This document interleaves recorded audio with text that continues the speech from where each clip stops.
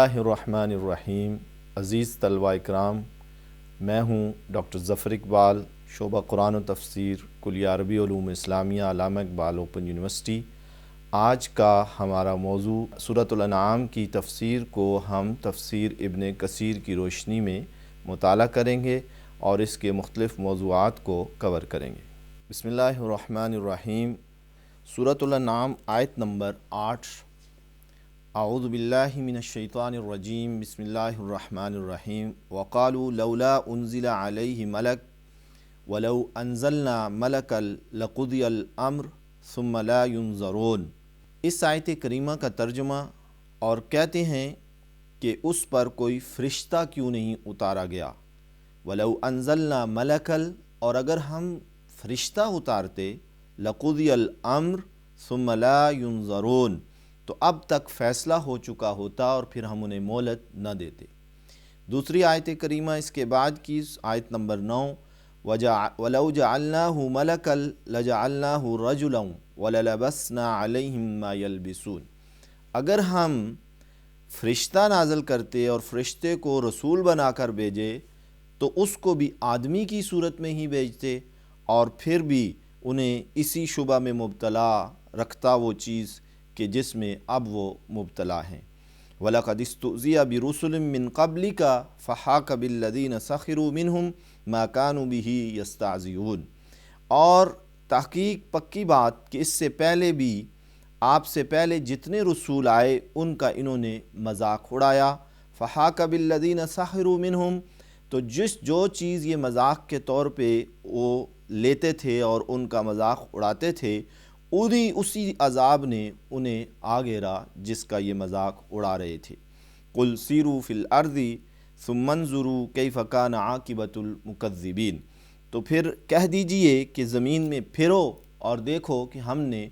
جھٹلانے والوں کا کیا انجام کیا ہے۔ عزیز طلبہ اکرام، اس میں سورۃ الانعام کی آیت نمبر 8 سے آیت نمبر 11 کے اندر، ان مضامین کے اندر رسول اللہ صلی اللہ علیہ وآلہ وسلم کو یہ بات کہلوائی جا رہی ہے کہ اپنی امت کے سامنے یہ بات رکھ دیں کہ اگر کفار مشرکین یہ چاہتے ہیں کہ ان کے لیے کوئی فرشتہ کیوں نہیں نازل ہوا، ان کے لیے فرشتہ آتا اور وہ معصوم ہوتا اور وہ جو ہے وہ کوئی بات کرتا تو ہم اس کی بات مانتے، تو رسول اللہ صلی اللہ علیہ وسلم کی زبان مبارک سے یہ بات ان تک پہنچائی جا رہی ہے کہ زمین میں بسنے والے فرشتے نہیں ہیں، زمین میں بسنے والے انسان ہیں۔ تو انسانوں کے پاس جس شخص نے جس رسول نے پیغام لے کے آنا ہے وہ بھی انسان ہی ہوگا۔ اسی لیے اللہ تعالیٰ فرما رہے ہیں کہ اگر ہم فرشتے کو بھی بھیجتے تو لا محالہ اس کو انسان کی صورت میں بھیجتے تاکہ وہ تمہارے ساتھ اٹھتا بیٹھتا کھاتا پیتا اور تم اس سے مانوسیت حاصل کرتے، پھر جو ہے وہ تم جا کے یہ اس قابل ہوتے کہ اس کی بات کو سمجھ سکتے۔ تو نبی کریم صلی اللہ علیہ وآلہ وسلم کو تسلی بھی دی جا رہی ہے اس بات پر کہ اگر یہ آپ کا مذاق اڑا رہے ہیں تو یہ تو انسانوں کے اندر چلا آیا ہے۔ حضرت آدم علیہ السلام سے جب انسانیت شروع ہوئی ہے اس سے لے کے آپ تک یہ ایسا ہوا ہے کہ جب بھی رسولوں نے اللہ تعالیٰ کا پیغام آ کے پہنچایا تو طرح طرح کا مذاق اڑایا گیا، طرح طرح کی باتیں کی گئیں۔ کبھی انہوں نے یہ کہا کہ یہ فرشتہ کیوں نہیں آیا، کبھی یہ کہا کہ اگر یہ رسول ہے تو یہ بازاروں میں چلتا پھرتا کیوں ہے، شادیاں کیوں کرتا ہے، کھاتا کیوں ہے، پیتا کیوں ہے۔ تو جو دل میں آتا تھا وہ اعتراضات کرتے تھے، اور کبھی یہ بھی کہتے تھے کہ پچھلی امتوں کے جب ہم حالات سٹڈی کرتے ہیں تو ہمیں پتہ چلتا ہے کہ یہ لوگ یہ بھی کہتے تھے کہ اگر تمہارے پاس کوئی عذاب جس سے تم ہمیں ڈرا رہے ہو اگر وہ موجود ہے تم اسے لے آؤ، ہمارے اوپر وہ لا کے کھڑا کر دو، وہ عذاب ہمیں آ جائے۔ کیوں نہیں عذاب آتا؟ کبھی تم ہمیں بادلوں کے عذاب سے ڈرا رہے ہو، کبھی تم ہمیں جو ہے وہ زلزلے کے عذاب سے ڈرا رہے ہو، کبھی وہ اللہ کی طرف سے کسی خاص بارش وغیرہ کے عذاب سے ڈرا رہے ہو، تو کیوں نہیں آ جاتے وہ عذابات؟ تو رسول اللہ صلی اللہ علیہ وسلم کو یہ بات بتائی جا رہی ہے تسلی کے لیے کہ آپ دیکھ لیں پہلی امتوں کا مشاہدہ انہوں نے بھی کیا ہوا ہے، آپ تک بھی ہم وہی پہنچا دیتے ہیں کہ جب بھی انہوں نے جس چیز کا مذاق اڑایا، یعنی وہ عذاب کا اگر مذاق اڑایا کہ عذاب نہیں آ سکتا، تو ہم نے ان پر عذاب نازل کر دیا۔ تو یہ رسول اللہ صلی اللہ علیہ وسلم کا جن سے انسان سے ہونا یہ بلکہ ایک اللہ کا عظیم احسان ہے، جس کو امام ابن کثیر نے اپنی تفسیر میں اس کو بطور نکتہ بھی بیان کیا ہے کہ اس کو یہ نہ سمجھا جائے کہ یہ اللہ تعالیٰ کا کوئی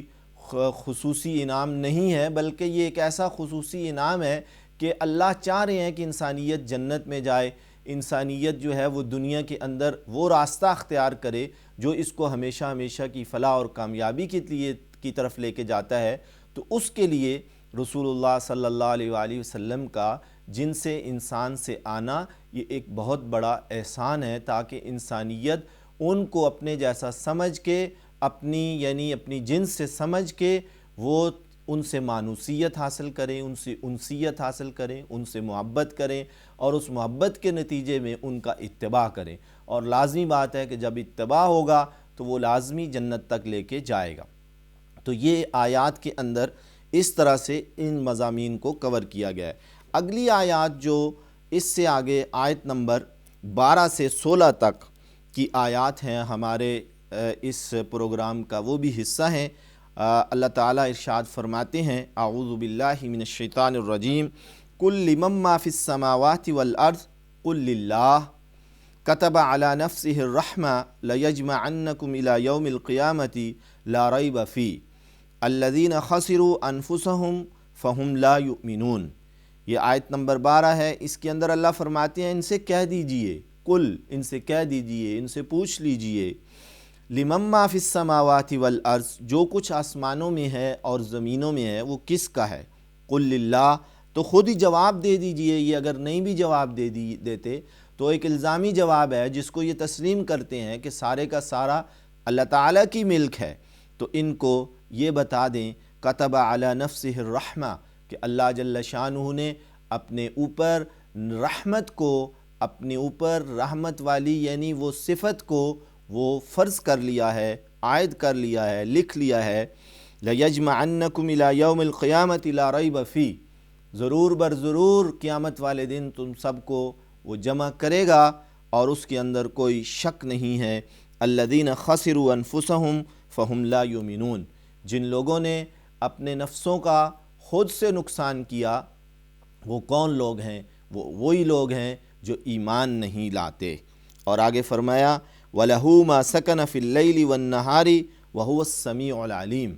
اور زمین و آسمان میں جو کچھ بھی مسکن رکھتا ہے، جو کچھ بھی رہ رہا ہے، جو کچھ بھی آباد ہے، جو کچھ بھی جیسی صورت میں موجود ہے، وہ سارے کا سارا جو ہے وہ اللہ ہی کے لیے ہے، وہ سننے والا، وہ جاننے والا ہے۔ قل اغیر اللہ اتخذ ولیا فاطر السماوات والارض وهو یطعم ولا یطعم قل انی امرت ان اکون اول من اسلم ولا تکونن من المشرکین۔ اس آیت کریمہ کے اندر اللہ فرماتے ہیں پھر ان سے کہہ دو اغیر اللہ اتخذ ولیا، کیا میں اللہ کو چھوڑ کے کسی اور کو ولی بناؤں، کسی اور کو دوست بناؤں، کسی اور کو میں جو ہے وہ اپنا کارساز بناؤں؟ فاطر السماوات والارض کہ وہ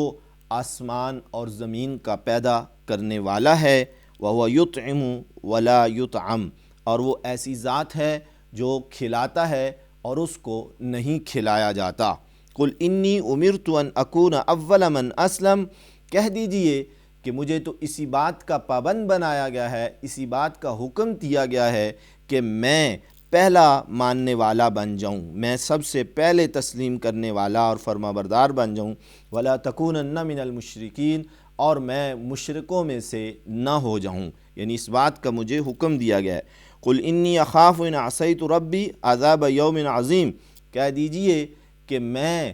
اس دن کے جو بہت بڑا دن ہے اس کے عذاب سے اللہ تعالیٰ سے ڈرتا ہوں، اس بات سے کہ میں اس کی نافرمانی کروں۔ اور فرمایا مَن يُصْرَفْ عَنْهُ يَوْمَئِذٍ فَقَدْ رَحِمَ،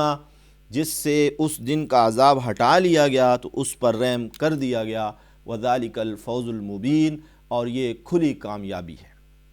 آیت نمبر 16 تک کا ہے یہ۔ اب اس میں دیکھیں کہ اس کے کیا مضامین ہیں۔ سب سے پہلے تو اس بات کی طرف انسانیت کو یہ ایک سبق دیا جا رہا ہے، ایک یاد دہانی کرائی جا رہی ہے کہ زمین و آسمان جتنے بھی ہیں ان سارے کا سارا مالک اللہ ہے۔ یہ اللہ تعالیٰ کی ملک ہے، یہ اللہ کی ملک کے علاوہ کسی کی ملک نہیں ہے، چاہے زمین میں ہے چاہے آسمان میں ہے، چاہے دن میں ہے چاہے رات میں ہے، سارے کا ساری ملک اللہ تعالیٰ کی ہے۔ جب ملک اللہ تعالیٰ کی ہے تو پھر کوئی ایسا ہے نہیں کہ جس کے اوپر بھروسہ کیا جا سکے کہ وہ چیزیں ہمارے لیے مسخر کرے گا، بلکہ جس کی ملک ہے تصرف بھی اسی کا ہے، اسی کے ہاتھ میں استعمال بھی ہے۔ تو جو استعمال ہوگا وہ اللہ کا ہوگا، اللہ جس کو چاہے گا وہ اس کے حوالے کر دے گا۔ اس لیے یہ بنیادی نقطہ سمجھانے کے بعد اللہ رب العزت کی صفت رحمت بھی اس کی طرف بھی اشارہ کیا گیا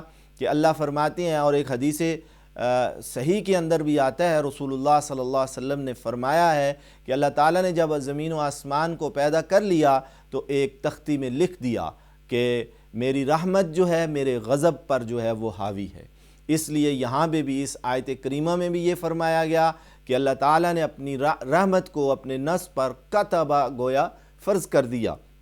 یعنی اگر انسان اس کے احکامات کی پابندی کرے گا تو چھوٹی موٹی لغزشوں کو وہ اللہ تعالیٰ کی ذات ضرور معاف کرے گا، کیونکہ وہ رحمت کو اپنے اوپر لازم کر چکا ہے۔ گویا صفت رحمت جو ہے صفت غضب پر حاوی ہے، اس بات کی طرف بھی اشارہ کیا گیا ہے۔ اور رسول اللہ صلی اللہ علیہ وسلم کے آنے کا مقصد خود ان کی ذات عالی سے بیان کیا گیا کہ رسول اللہ صلی اللہ علیہ وسلم نے فرمایا کہ میں خود اس بات کا کہ اگر مجھے تم کہتے ہو کہ میں کس کی عبادت کرتا ہوں، کس کو ولی بناتا ہوں، کس کو اپنے ساتھ لے کے چلتا ہوں، تو میں اللہ کے سوا کسی کو بھی اپنا ولی نہیں بناتا، کیونکہ اللہ فاطر السماوات والارض ہے، اللہ ہی زمین و آسمان کا مالک ہے، تو میں اسی کی ولایت کے اندر رہوں گا۔ جب اس کی ولایت کے اندر رہوں گا تو میں اس بات سے ڈرتا ہوں کہ میں اس کی نافرمانی کروں، اور مجھے اس بات کا حکم دیا گیا ہے کہ میں پہلا مسلمان، پہلا سے کیا مراد ہے،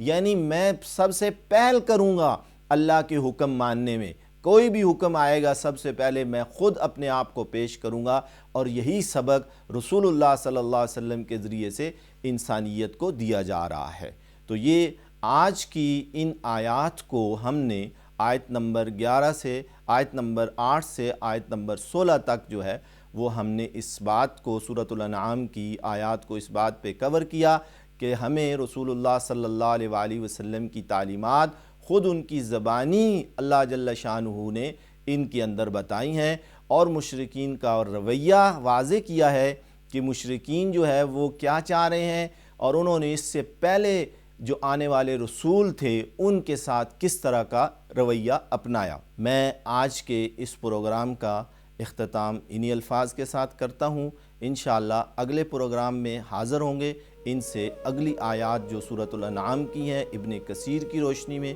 ان کو انشاءاللہ پیش کیا جائے گا۔ وآخر الدعوانا ان الحمدللہ رب العالمین۔